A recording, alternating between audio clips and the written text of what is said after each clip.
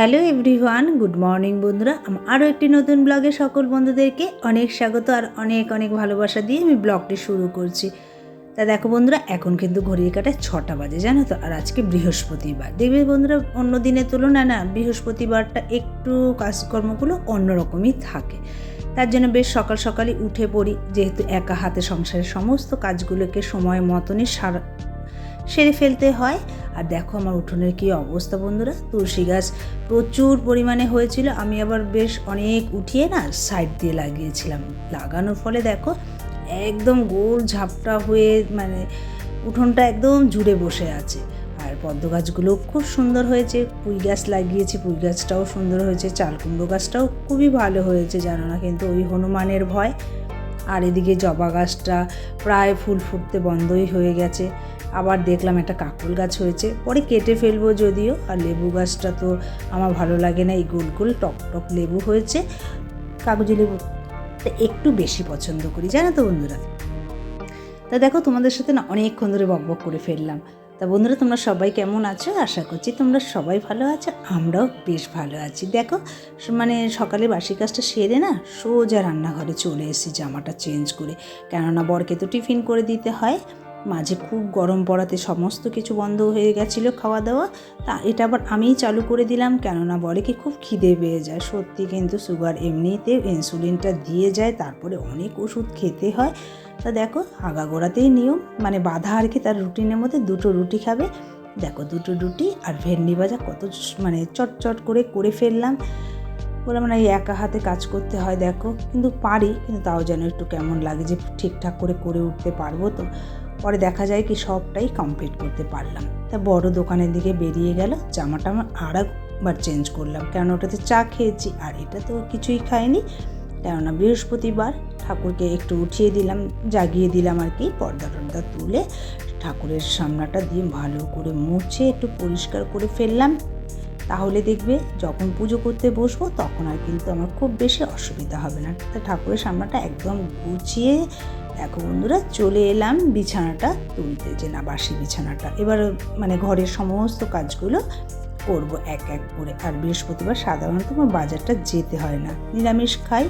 আর আগের দিন বেশ কাঁচা বাজারটা করেই রাখি, জানি যে ধরো পারবো না, আর সব রোজ বাজারে আমি সত্যি কথা বলতে যাইও না, একটু কাঁচা বাজারটা বেশি করে রাখি। আর যদি ধরো মাছ খেতে হয় তখনই যাই, মাছটা সাধারণত আমাদের খাওয়া হয়, বর আবার মাছ ছাড়া খেতে পারে না।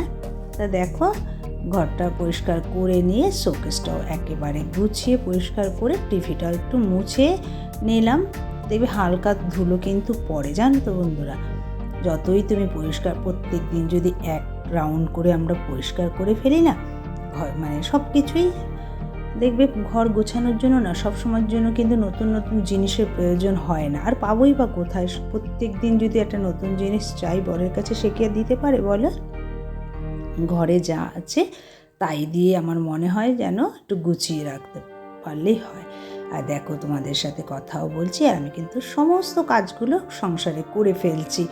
এই যে চা খেয়ে গেছে সেই সব বাসন আর এই থালাগুলো যা যা ছিল সমস্ত এগুলো আর কি মেজে ঘষে নিলাম। এবার রান্নাঘরটা একদম পরিষ্কার করে দেখো তরকারিও কিন্তু কাটা হয়ে গেছে, ঝটপট করে কাজকর্ম করছি। সব দিয়ে একটা নিরামিষ তরকারি করব বন্ধুরা। আর একটু আর উচ্ছেটা আনলে না আমি একটু কলমি শাকও আনি, একটু চচ্চড়ি, এটা আমি একাই খাই। আর বড়া আলুর তরকারি করব, ওখানে সেদ্ধটা বসিয়ে দিলাম আলুগুলো, সেই ফাঁকে আমি টেবিলটাকেও পরিষ্কার করে নিলাম। আমাদের তাই করতে হয় দেখবে, একটা কাজ বসিয়ে দিয়ে উনুনে আর একটা কাজ কিন্তু সেরে ফেলা যায়। আর নইলে যদি ভাবি যে না রান্নাঘরের কাজ করে আর একটা কাজ করব, তখন কিন্তু দেখবে অনেকটা সময় লেগে যায় আমাদের। দেখেছো এখানে আমার চচ্চড়ি উচ্ছে দিয়ে হচ্ছে, আর ওখানে পাঁচমিশার একটা সবজি হচ্ছে। আর এই যে কালকে ডাল ভিজিয়ে রেখে না ফ্রিজে রেখে দিয়েছিলাম, গরম পড়েছে নাহলে গন্ধ এসে যাবে ডালটার মধ্যে। তো এটা একটু মিক্সিতে পেস্ট করে নিই, বড়া দিয়ে আলু দিয়ে একটু তরকারি করব। নিরামিষের দিনে এসব করলে বেশ খাওয়াটাও ভালো হয়, আর বর ভীষণ ভালোও খায়। তার আমার মেয়েও ভীষণ ভালোবাসে, কিন্তু এখন মেয়ে থাকে না বলে তো আর মেয়ে খেতে পারে না। তো মেয়ে আসলেও আরেকদিন করে দেবো, করা হয় না। ও আবার একটু মাছ ভালোবাসে, একটা বেলার জন্য আসে তো। তার জন্যে আর কি করা হয় না। দেখো বন্ধুরা, পেস্ট করে নিলাম, নিয়ে একটা বাটিতে নিয়ে লবণ হলুদ দিয়ে একদম রেডি করে নিয়েছি। এবার বড়াগুলো তোমাদের সাথে কিন্তু সেভাবে কোনো রান্নাই শেয়ার করিনি, বড়ার রান্নাটাই করবো। দেখবে একটা ভিডিওতে না অত সব রান্না যদি দেখাতে যাই তাহলে কিন্তু আরও সংসারে তো প্রচুর কাজ, তাই না বলো বন্ধুরা? তাও কিন্তু আমাদের সব দেখানো সম্ভব হয়ে ওঠে না। আর দেখো, হাঁড়ি থেকে একটু গরম জল প্রথমেই তুলে নিলাম, কেন অতটা জল লাগবে না বাটিতে, আমি সবসময় তাই করি। এই জলটা দিয়ে ধরো উষ্ণ গরম জল আছে, এটা আবার তরকারিতে দিয়ে দিতে পারি, তাহলে কি হয় তরকারির স্বাদটাও কিন্তু বেশ ভালো হয়। আর এমনিতেও তরকারিতে একটু উষ্ণ গরম জল দিয়ে রান্না করাই ভালো। তা দেখো, এখানে একটু আলু ভাজা ভাজা করে নিয়ে লবণ হলুদ আর একটু আদা জিরে বাটা আর সামান্য ধনের গুঁড়ো দিলাম, দিয়ে এটাকে আর একটু কষিয়ে নিচ্ছি। দেখো তেলটাও ছেড়ে গেছে কিন্তু বন্ধুরা। ওই দেখো গরম জলটা কিন্তু আবার দিয়ে দিলাম। এবার ঝোলটা ফুটতে বাকি আছে, ফুটুক। আর সেই ফাঁকে আমি একটু সেইটা, আজকে বৃহস্পতিবার বলে প্রত্যেক বৃহস্পতিবারই সেইটা মুছতে হয়। আর অন্যদিন দেখবে অতটা সময়ও পাই না আর হয় না, আর বৃহস্পতিবার তো একদম মুছবই। তাছাড়া যখন কখনো যদি আবার সময় হয় তার ফাঁকে এক ফাঁকে মুছে ফেলি। আবার রেলিংটাও একটু পরিষ্কার করে নিচ্ছি। যেহেতু দেখো রান্না করি তো যতই চিমনি থাক যাই থাক না কেন, আমার মনে হয় যেন তেল কাজটা না আসে, কেননা সিঁড়িতে রেলিংগুলোতে একটু আঠা আঠা ভাব থাকে। দেখবে অনেক সময় দেখা যায় কি জামা কাপড় একটু ভেজা রয়ে গেল, আর এখন তো একটু ওয়েদারটা দেখবে বর্ষাকাল, এই বর্ষা এই রোদ, তাই না? তখন আবার মেলতে হয়। আর যদি এই রেলিংগুলো একটু পরিষ্কার থাকে জামা কাপড়গুলো মেললেও আর কোনো দাগ টাগ কিছুই হবে না। তা দেখো সেইটাও মুছে নিচ্ছি ঝটপট করে।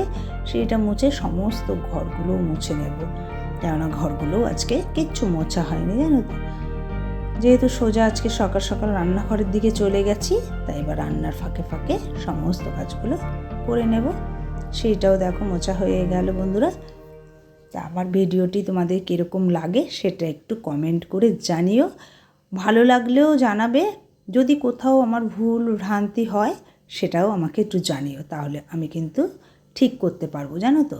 দেখবে বন্ধুরা, মানুষ মাত্রই কিন্তু ভুল হয়, আর ভুল হলে কিন্তু শিখতেও আমাদের কোনো অসুবিধা হয় না। ওটাই বললাম, ভুল হলে তোমরা আমাকে জানাবে, সেটা আমি ঠিক করে নিতে পারবো। ওদিকে বড় আলু তরকারিটাও হয়ে গেছে, আমি একটু গরম মশলাটা দিয়ে না ঢাকা দিয়ে রেখেছি।